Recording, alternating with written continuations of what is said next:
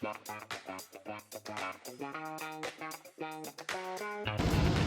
everybody, this is what you're going to need to get started on the Mallet project. After you've gone through and done your research by reading the website and kind of seeing the process, you're going to need to get 1, 2, 3 pieces of wood. Make sure that if it does have some cracks in it, they're not deep. And let's make sure we don't have any knots in it that are, like that big. Haha, gotcha. But you really don't want one of those knots that are too large. So 3 pieces of wood. You're going to need a ruler. You might need a Sharpie. Those are in the Sharpie drawer, though you don't need to bring it with you. You'll definitely need a pencil and 2 pieces of graph paper.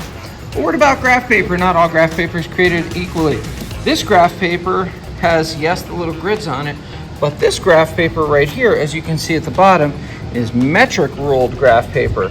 And what that means is that all of these little squares here correspond to centimeters, millimeters, and groups of 5 millimeters. So it makes it really easy to work in the metric system, whereas this stuff may or may not. So if you're in shop class, wood shop class, go for the green. I'll always make sure that I have it for you. Anyway, you're gonna need these things. Use this Sharpie to write your name here, here, and here on the wood. And then it is time to begin to take your dimensional measurements. So you're gonna make sure you're taking all of your measurements. It's gonna look like this. You're gonna measure it this way. You're gonna measure it this way.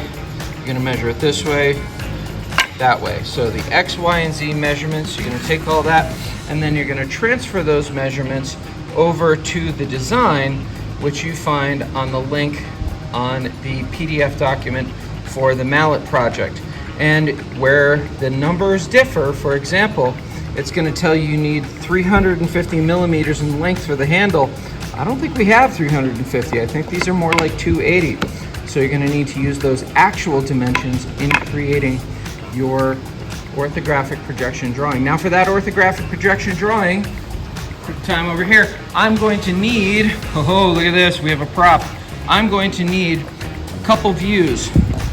I need a side view, this is the side. I need a front view, this is the front. And I need a top view, that's the top. So again, I just need a side, a front, and a top view on your piece of paper. You don't need to do all 6 views. That is how you prepare for and then complete Artifact 2.